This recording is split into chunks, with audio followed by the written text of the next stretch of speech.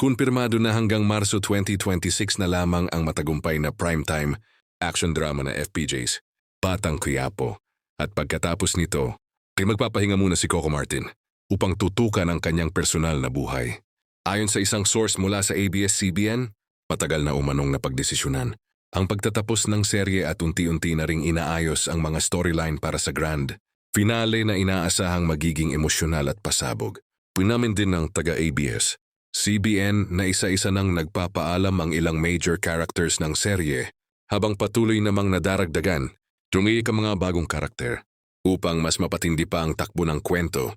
Gayunman, ang ilan sa mga namaalam na sa taping ay Pebrero hanggang Marso 2026 pa mapapanood sa ere, dahilan para manatiling kapanapanabik ang mga susunod na linggo ng programa. Nang tanungin kung ano ang plano ni Direk Coco matapos ang Batang Quiapo, diretsahan umano nitong sinabi na nais muna niyang magpahinga at maglaan ng oras sa personal niyang buhay. Gusto niyang magbakasyon kasama ang mahal niya sa buhay. Hindi na raw ito pinalawig pa ng aktor-direktor, ngunit malinaw na nais muna nitong lumayo pansamantala sa mabibigat na trabaho sa telebisyon. Kung ano man ang tunay na kahulugan ng pahayag na ito, ay mas mainam daw na kay Coco mismo at sa kanyang love of his life na si Julia Montes manggaling.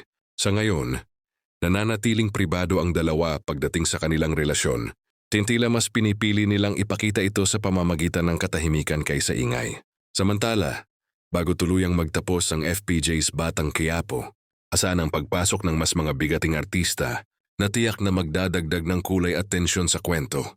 Paghahandaan ang huling yugto ng serye na may mas matitinding eksena, mas malalalim na revelasyon at mga karakter na siguradong pag-uusapan.